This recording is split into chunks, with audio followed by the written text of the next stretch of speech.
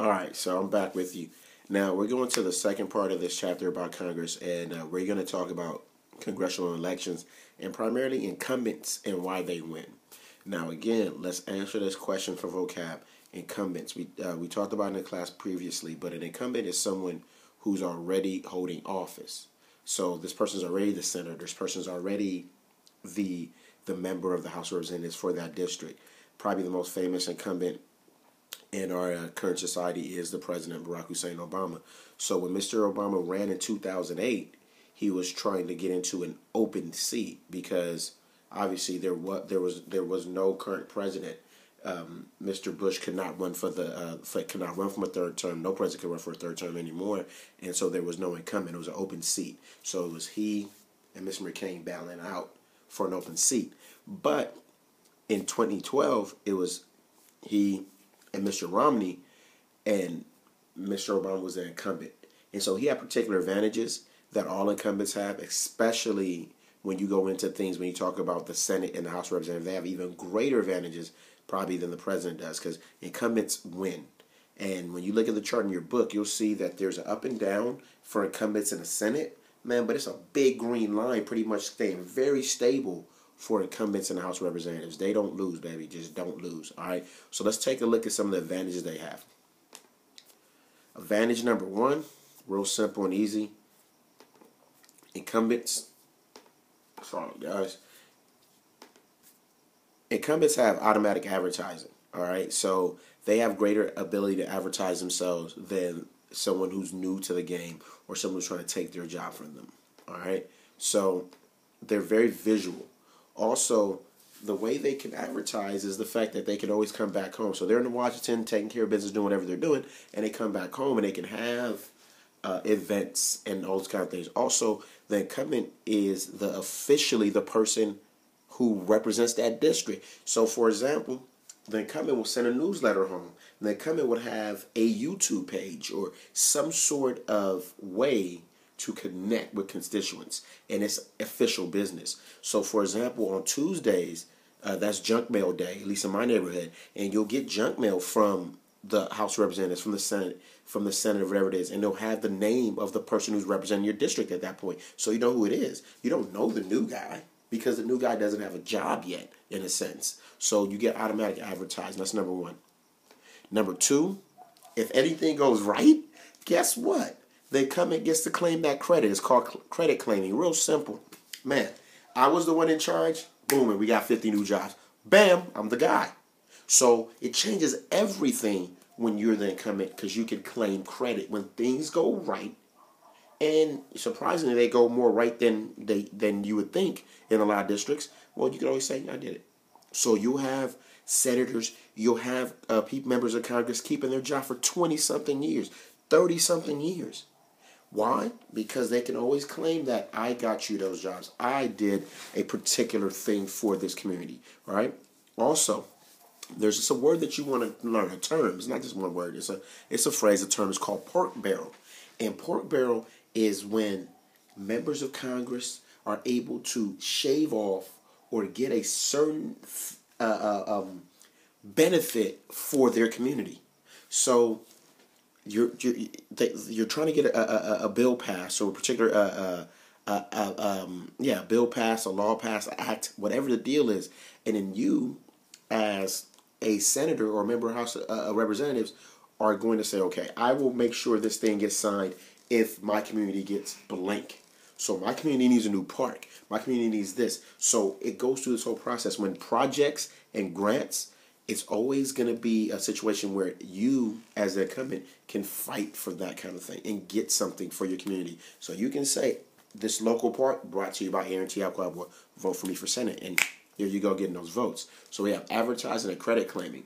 Let's talk about another thing here.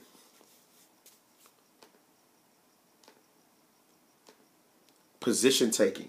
All right. So what I mean by that is this. You can always, as an incumbent, you can come out and say, this is how I believe or this is how I feel about a particular thing. And you take that position and you run it into the ground, and you know that's how you win elections, even when you're not incumbent. When you have a situation where you can back a position or back something with experience and knowledge and say, I'm backing this because I am the person who's been in charge for so amount of time. I represented you, and you know I'm right. Also, you usually as an incumbent have the ear or the popularity of the bigger party. So if you are a Republican incumbent, they want you to win. The Republican Party wants you to win. So when you have a Democratic, a Democratic guy trying to take your position from you, or another Republican trying to take your position from you, well, you're already entrenched. So you've taken a position, and you are more likely to win because of that. All right. Now, another thing, usually weak opponents, man. Most people who are running for these offices, especially in the small districts, are inexperienced. They're inexperienced folks, haven't been through the wars and haven't been through all the fights and everything like that. My folks who know sports, you know what happens. You don't usually win a championship your rookie year. You usually are not the MVP your rookie year. You might be good, but you're always going to get better. And so with being a first-time person running, most of the people running against incumbents are inexperienced. They're unorganized, and they don't have the money ready to go because people are not throwing money at them. All right, so they're usually weak opponents. And then let's go to money. The third thing on this list, campaign spending. Hey, player, PACs are giving money to the incumbent. You know that's the deal. A PAC is not going to try to give money to someone who they don't think will be winning, or they don't think is strong, or is not already in position to win. So when you're an incumbent, you have PAC money coming at you simply because you're the one in charge already, you're the one representing, and you're the one who can make the change. Now, of course, if you do something completely crazy, or you disrespect the PAC, or you have a gigantic scandal, they'll take your money away from you and go to someone else because they're not concerned about you per se. They're concerned with the power that you have, and they can send that money and that power to someone else. But incumbents win because of campaign spending. All right, so we've talked about those things, and you can ask your question: do PACs buy Congress? And sometimes it feels like it is, but remember we had our research in the previous chapter that said money doesn't necessarily buy Congress or votes, but then it does. So who knows? All right, so. And then in addition to the whole deal with incumbents, it's all about party identification, right? And so usually a district usually votes a certain way. So as long as you are the favorite son or daughter of that political party and of that district, you're going to keep winning that district based on your party affiliation. Because I'm going to tell you right now, a Republican is not winning the district that we are in. That Maxine Waters district, not going on a Republican cats. It's not happening. Not today, not never. Period. Point freaking blank. That's the deal. And another thing is this. I live in the 10th district for LA City Council, and we haven't had a Republican here since 87 when I moved here. All right? Now, no, that's not a direct thing that goes straight to Congress, but just to tell you, a district is a district is a district. And if you have a political party that is entrenched in a district, you're not losing. All right? So that's why incumbents win. Now, we're going to talk about why incumbents lose. Usually because of a scandal. You know, you can't have hookers in your hotel room, baby. All right? It's not going to work. You can't be doing blow. All right? I know that's funny and everything, but that's what the deal is. So number one thing, silly, foolish scandals. And in today's world with the TMZs and everything else, everybody knows what you do, or even things you don't do, but they think you did. So you better watch it, right? So that's why incumbents lose number one. Another thing, redistricting. We just talked about how, let's say I call the Maxine Waters district because, geez, how many times has she won that district, right? So imagine the Maxine Waters district over there by us gets pushed and grows into another district. And it gets pushed and it grows and it gets so big that it comes all the way to my side of town over here by Culver City.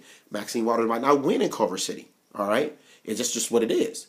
She might not have the constituents and the backing from this area to win in that situation. Therefore, she no longer be the incumbent. Remember, that is called redistricting, and sometimes when people want to look at it negatively, they call it gerrymandering because it starts to look like a salamander and is done to destroy political bases. And as African Americans and Latinos, we have to watch that because it tends to happen, especially when our neighborhoods get gentrified. So what happens then, right? And then another thing could be just a big political shift throughout the entire country.